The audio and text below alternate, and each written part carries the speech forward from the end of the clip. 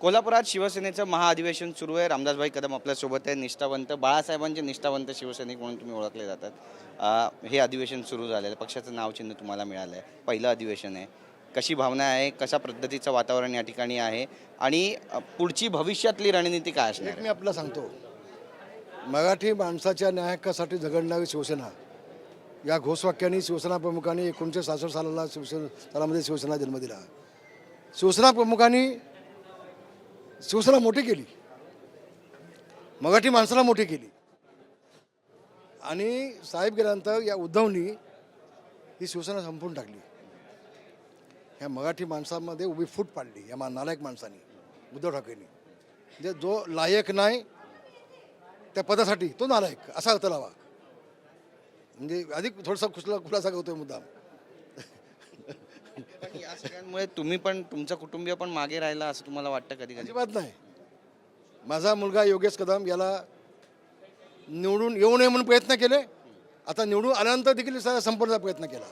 एकनाथ शिंदेसोबत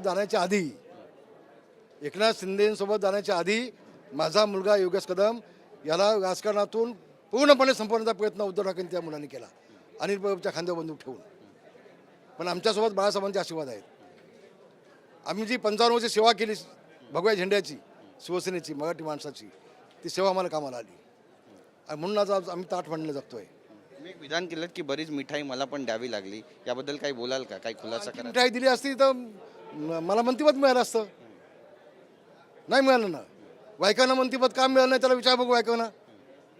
वायकांना विचारून घ्या. दिवाकर गावत्यांना मंत्रिपद का मिळालं नाही त्यांना विचारून घ्या बघू. बरं ते सोडून द्या, नका विचारू त्यांना.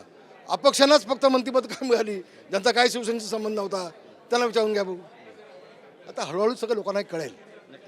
एक जी टीका आदित्य ठाकरे तुमच्यावर वारंवार करतायत, शिवसेनेवर विशेष करून करतायत की आयात करून राज्यसभेवरती खासदार पाठवले. कोणाला आयात केली तुम्हाला माहीत नाही? तुझ्या बापाला विचार ना म्हणावं. तुझ्या बापाला उद्धव ठाकरेला विचार. त्याने आतापर्यंत कुणाकोणाला आयात करून राज्यसभेवर पाठवलं ते. आणि ज्याची योग्यता आहे, ज्याच्यामुळं उद्या मुंबई महानगरपालिका आम्ही ताब्यात घेऊ शकतो, अशा व्यक्ती त्याचे वडील देखील होते देवगा. ते का सामान्य माणूस नाही ना तो. ते का खोक्याचा व्यवहार झाला ना तुमच्यासारखा.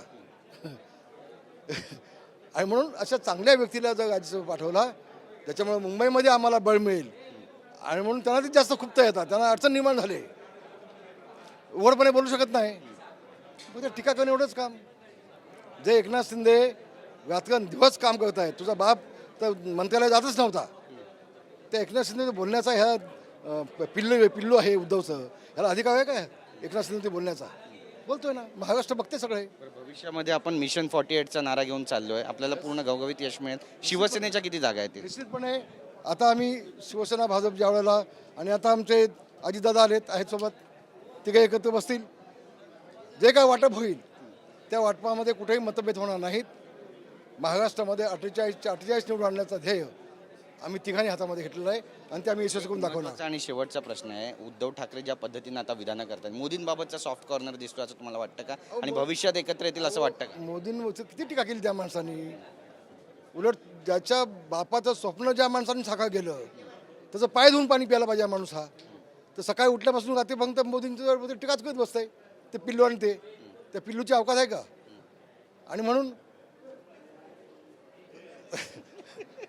नाही, वास्तव आहे. वाईट वाटतं. कारण आम्ही 40 केसेस अंगावर घेतले आहेत. आम्ही दादावेळे जेल भोगलाय. अनेक शिवसैनिक मेले आहेत, खून झालाय, जेल भोगले आणि तेव्हाही पक्ष उभा घालाय. आणि काल आलं हे पिल्लू हे असं बोलतंय जसं काय याच्या बापाची ह्याची शिवसेना आहे दोघांची. पण देवेंद्र फडणवीस म्हणतात की आमच्यासाठी उद्धवजींनी दारं बंद केली आहेत, मन दुखावले, त्यामुळे आता एकत्र यायचा प्रश्न नाही. तो विषय माझा नाही आहे. पण वाईट एवढंच वाटलं की ज्या मोदीजींनी राम मंदिर उभं केलं, ज्या मोदीजींनी 370 कलम हटवलं, ज्या मोदीजींनी चंद्रावरती यान पाठवलं, ज्या मोदींच्यामुळं संबंध देश 5व्या क्रमांकावर आला अतिदृष्ट्या, असा सक्षम. आणि काल अबुधाबीला 700 कोटी खर्च करून स्वामीनारायणचं मंदिर उभं केलं परदेशामध्ये, मुस्लिम राज्यामध्ये. साधी गोष्ट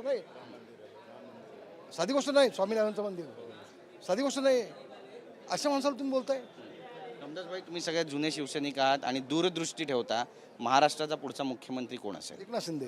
जय महाराष्ट्र. धन्यवाद आमच्याशी बोलल्याबद्दल. तर आपण या ठिकाणी पाहतोय की महत्त्वाचं विधान केलेलं आहे. पुढचा मुख्यमंत्री महाराष्ट्राचा एकनाथ शिंदे असतील तर रामदास कदम म्हणतात. कॅमेरापासून किशोरचं गिरीश गायकवाड, TV9 मराठी, कोल्हापूर.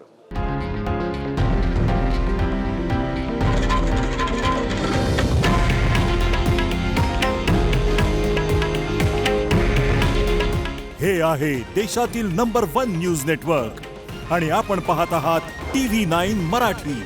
काळजी तुमची, हित महाराष्ट्राचं.